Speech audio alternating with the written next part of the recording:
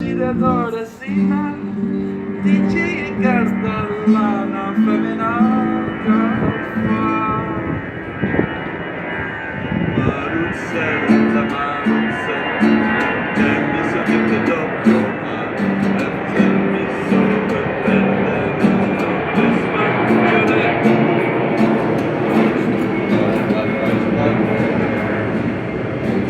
e quando scende scuro prima mi dice sì, poi toce mi fai morire. Maruzzella, Maruzzella. Prima mi dice sì, poi toce mi fai morire. Maruzzella, Maruzzella.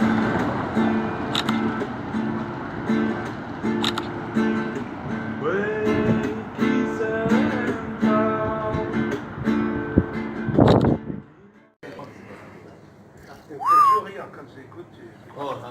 Paris is singing there and he wants to get out, I think.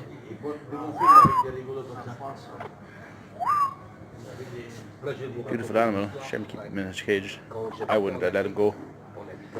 But that's just me.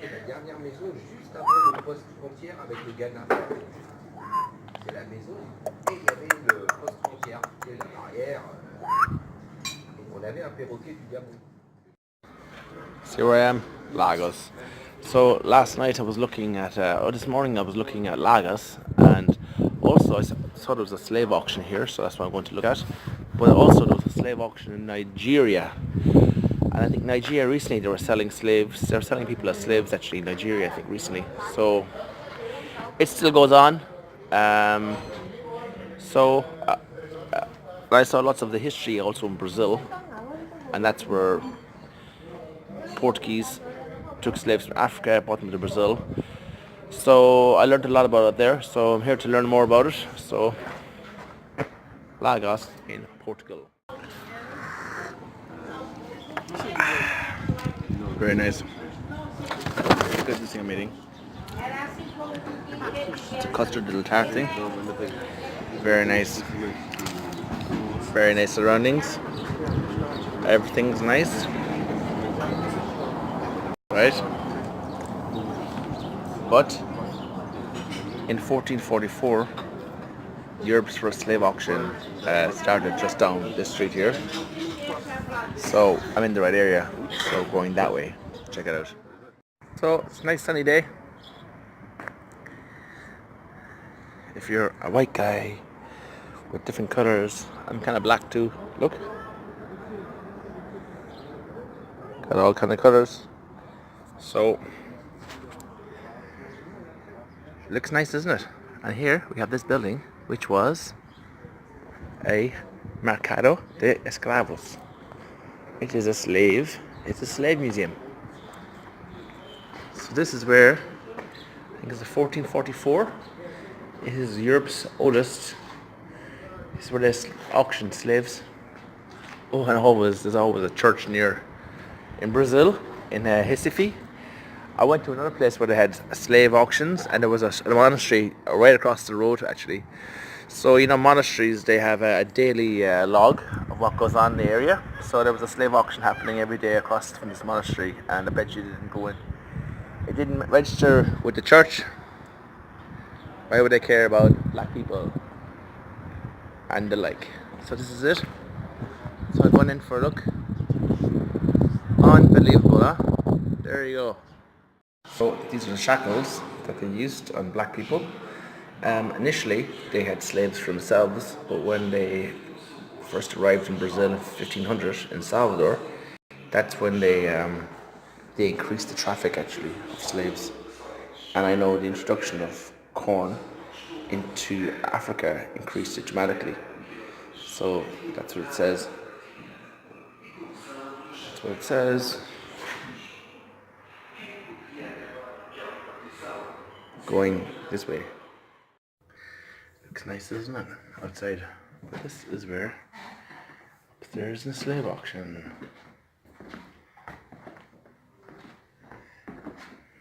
Blue skies. People drinking lattes and coffee and eating octopus outside. So this is where This is where it all went on in the 15th century. 1444, I think this place was opened. So here we have the Portuguese speaking places in the world. So we have Brazil, Africa, West Coast, East Coast, Goa, where I was, Macau, that's in China, isn't it? Because they went there for the silk. And Timor East. Interesting. They went a lot of places. Quite interesting. They use slaves all over the world. They use them. The Irish people of Australia. The earliest slaves to Ireland were sold in 1612 or something to like Caribbean and Timor or fucking New England, New Ireland over there. And you know, even in the rush to grab slaves, man, they used to grab English guys and Scottish guys too. They didn't give a shit, like, you know, because there was so much work to do and free labour is what they wanted. So, and when they were in Africa, they were growing sugar because the world had a huge demand for sugar at the time. Sugar, and in America it was cotton, but you know, hemp was a better product. But because everyone loved sugar, indigenous people in Brazil, they would rather die than work, so they had to get slaves, and slaves from Africa were the solution. I think they got 5 million, but it could have been 8. But apparently a large portion of people who were grabbed actually didn't make it alive, so a large portion of people died on the way. So it says officially 5 million people arrived in Brazil, but of that 5 million, a lot more died on the route or whatever, being captured or whatever, trying to escape or whatever. So it's much higher than that.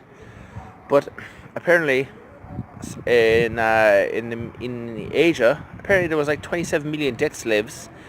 So, you know, debt is a new form of slavery too. So it comes in many forms, but this was truly horrible.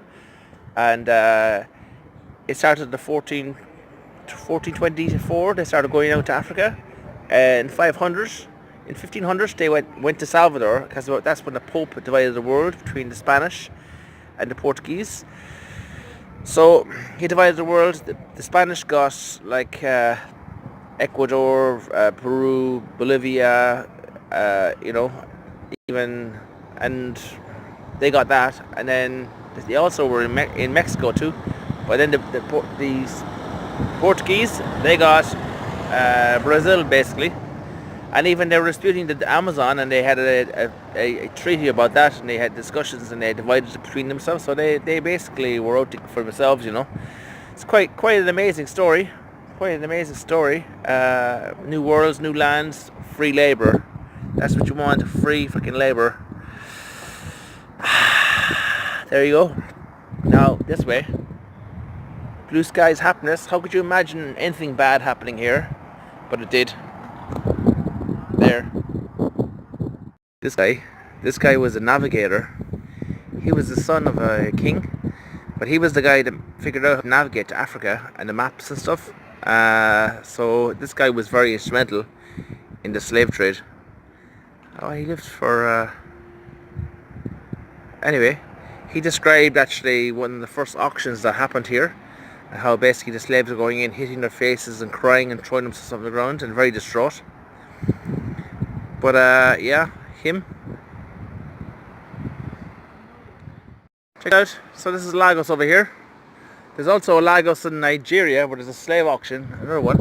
But anyway, there's a walk along here, and it goes down here, over the beach, over there, over towards a lighthouse. So let's go that way. So I saw in the news this morning that it's bad weather in Ireland. So sad, South Ireland. It's about 20 degrees here, and I've got Tom Robbins and the sea, sounds of the sea to keep me busy.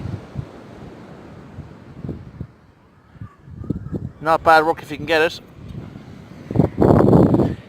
Peace out, brother. Signs of red, maybe. Suntan is working.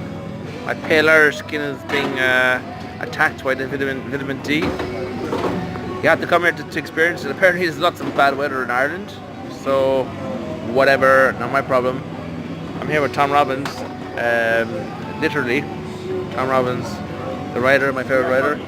So he talks about his how he got basically went from being the military to basically being inducted to Bohemia lifestyle. Fantastic read, and only Tom could write the stuff he writes. So I've got good company. Get a couple of more rays, and tomorrow I'm going back towards the direction of Spain, and all is good. So that's the crack. So this is called Friday 19th of January. Check it out. There's still another hour of sun left, and I plan to enjoy it. So I'm gonna be down there. Nice. Yeah. But you know, it wouldn't have been nice if you were black here back in 500 years ago or thereabouts. Not nice at all. But anyway, going this way.